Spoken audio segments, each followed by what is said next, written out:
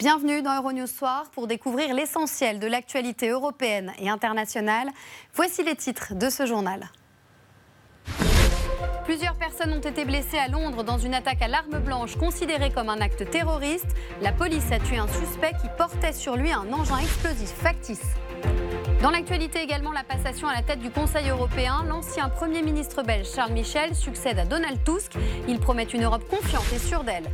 Et puis on reviendra sur le Black Friday qui divise en Europe. Un collectif regroupant plus de 650 marques lance un appel pour une consommation raisonnée. Interview dans ce journal.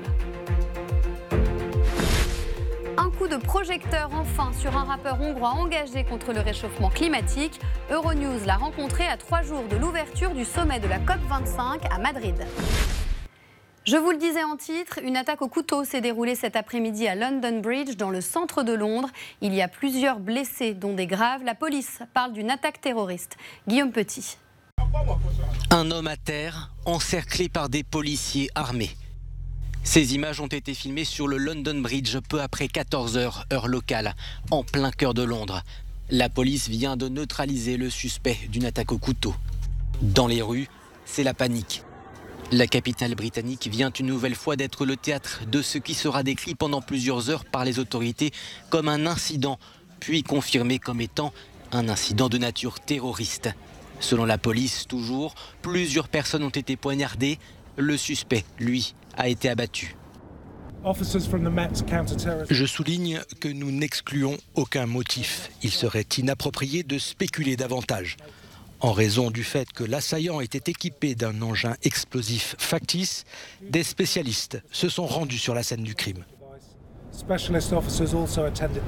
Le périmètre a été bouclé. Les bus londoniens sont à l'arrêt sur le London Bridge et les policiers sont présents en nombre pour évacuer les passants dans le calme. Des scènes qui en rappellent tristement d'autres dans le quartier. En juin 2017, une attaque terroriste avait fait 8 morts et une cinquantaine de blessés.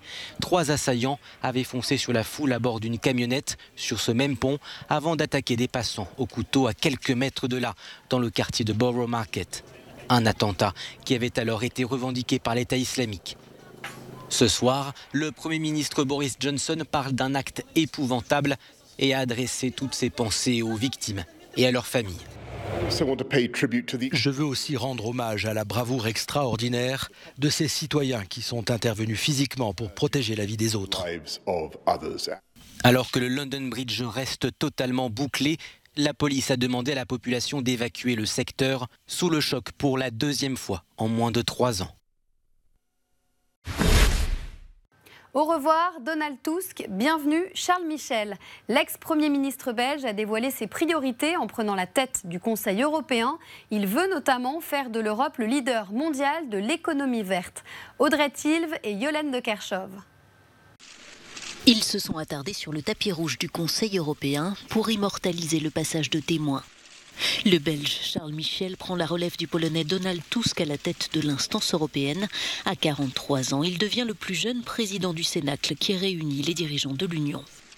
Après 5 ans à la tête d'un gouvernement belge agité par les crises, Charles Michel est rompu à l'art du compromis, talent dont il aura grand besoin au Conseil. Donald Tusk quitte lui l'instance après 5 années marquées par la crise des migrants, la crise climatique, les clivages avec les États-Unis, le Brexit et la montée des populismes. Autant de dossiers épineux que son successeur devra prendre en main.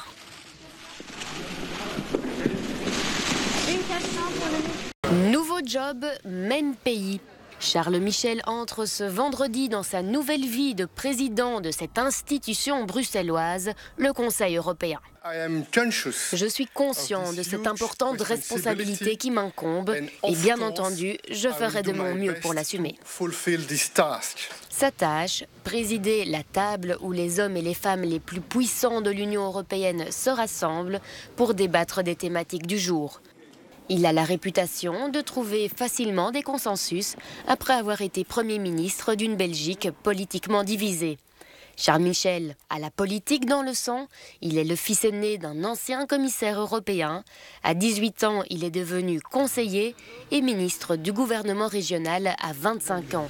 En 2014, il atteint le sommet de la politique belge et devient le plus jeune Premier ministre du pays en près de 200 ans. Son mandat de Premier ministre est marqué par de vives tensions autour de l'immigration. 10 ans, jour pour jour, après l'entrée en fonction d'Herman Van Rompuy, Charles Michel devient le second Belge au poste de président du Conseil européen. L'Europe est confrontée à de nombreux défis et ces défis sont aussi des opportunités.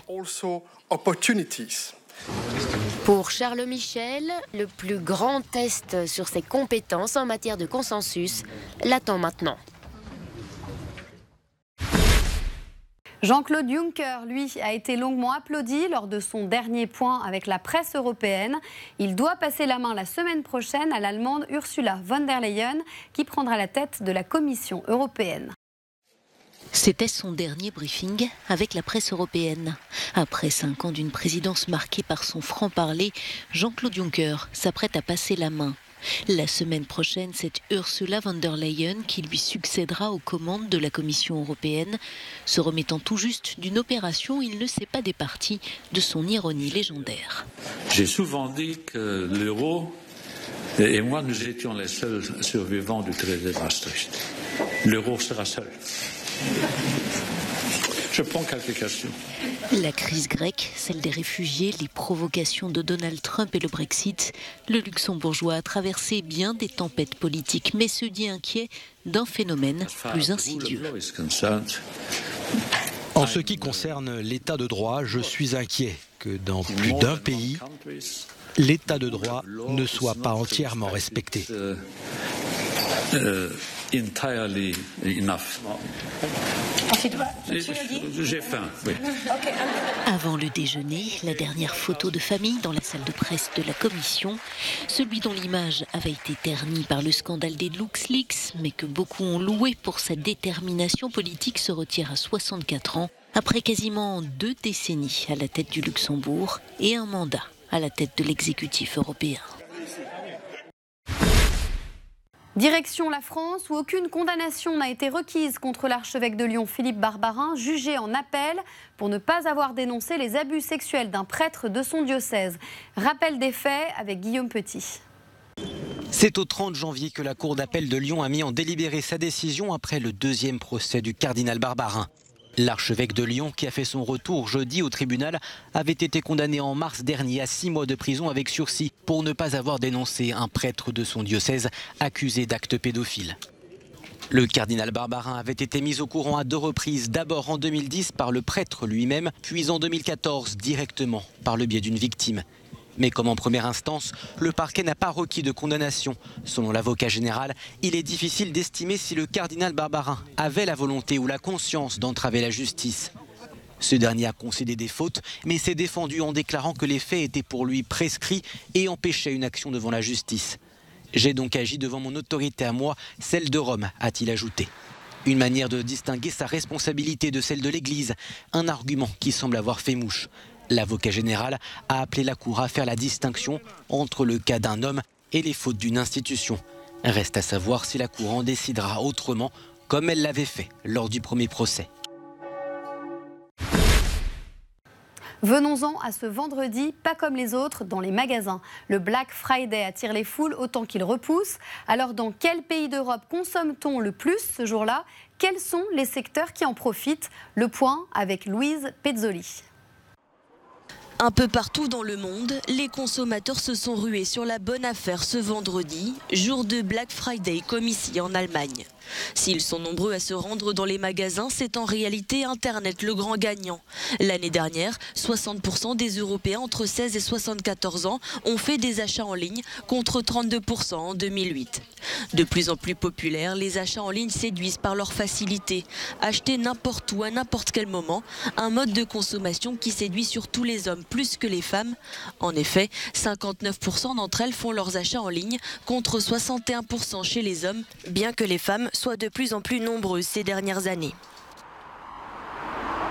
Importé des États-Unis en 2013, le Black Friday est aujourd'hui répandu dans toute l'Europe. En France, sur l'ensemble des canaux de distribution, ce sont près de 6 milliards d'euros qui devraient être dépensés ce week-end. En effet, on estime que 62% des Français profitent de cette journée et dépensent 239 € en moyenne. C'est moins que d'autres pays d'Europe, comme le Danemark, le Royaume-Uni ou encore les Pays-Bas.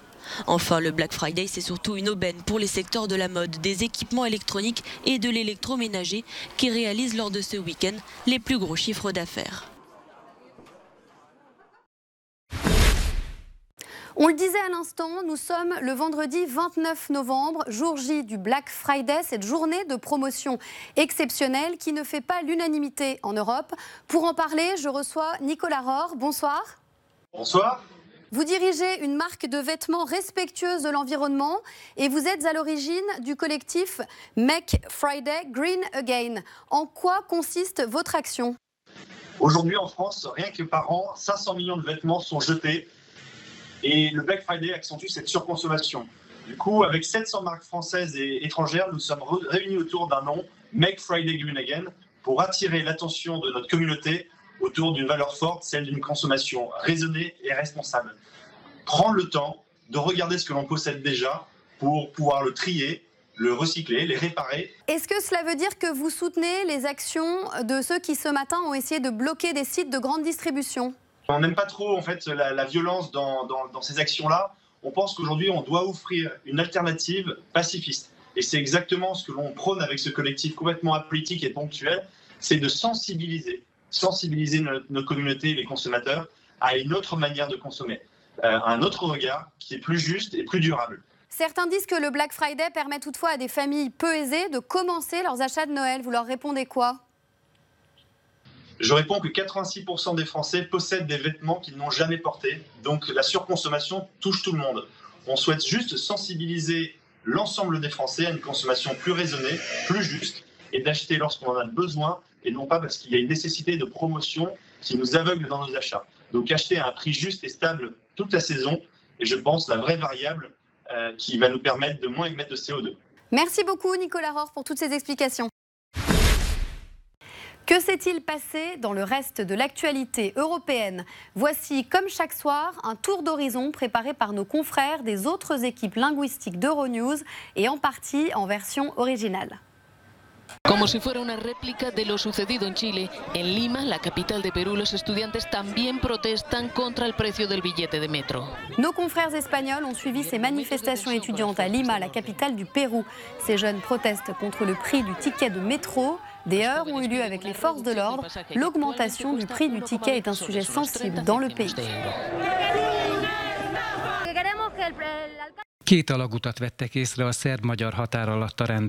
Notre rédaction hongroise revient sur la découverte de 44 migrants dans un tunnel clandestin creusé sous la frontière avec la Serbie. Ce tunnel artisanal était destiné à éviter la clôture barbelée érigée entre les deux pays. La police n'a pas précisé la nationalité des personnes interpellées ni les circonstances de la découverte.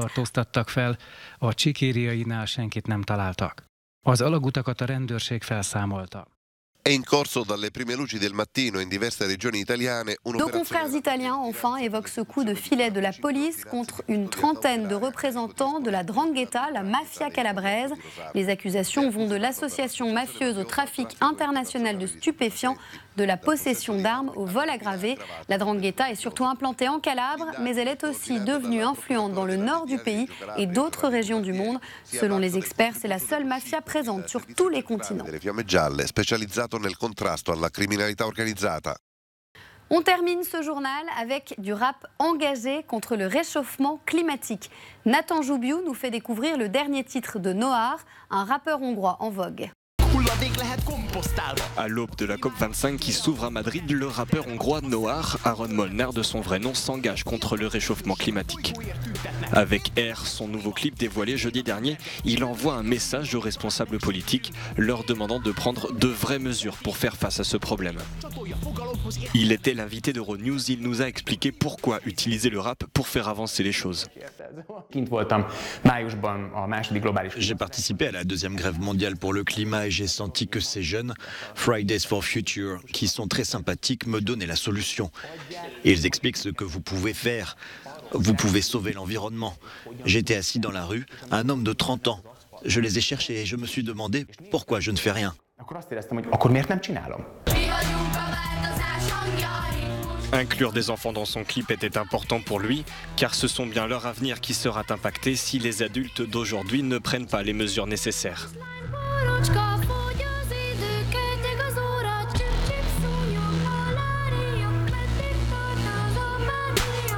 C'était très important pour nous d'expliquer aux enfants qui chantent dans ce clip ce que veulent dire les paroles.